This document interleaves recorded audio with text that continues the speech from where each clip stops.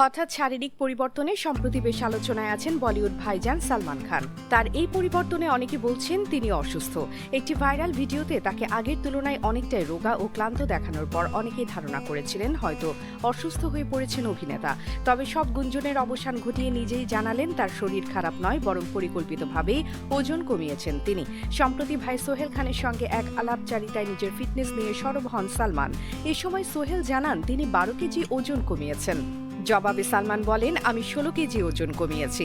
অভিনেতা জানান এটি কোনো অসুস্থতার ফল নয়। দীর্ঘদিন ধরেই নিয়মিত শরীরচর্চা ও কঠোর ডায়েট অনুসরণ করছেন তিনি। সামনে একাধিক সিনেমায় কাজ থাকায় নিজেকে আরো ফিট করে তুলতেই এই ওজন কমানো। মানে ভালো, দামে সস্তা। আজই কিনুন জাদু ডিটারজেন্ট পাউডার। আপনার কাপড় হবে ঝকঝকে পরিষ্কার। MK international company. এমনকি এখনো আরও কিছুটা ওজন কমানোর পরিকল্পনা রয়েছে তার।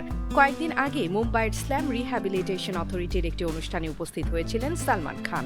সেখানে সংস্থার নতুন data collection and verification support সেন্টারের উদ্বোধন করেন তিনি।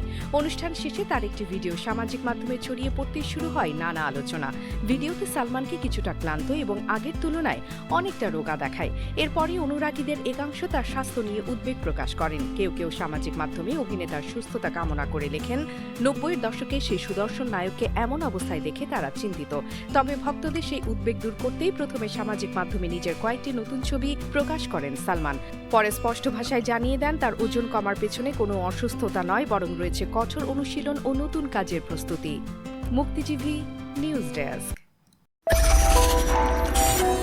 আপনারা দেখছেন আমেরিকা থেকে সম্প্রচারিত মুক্তি টিভি।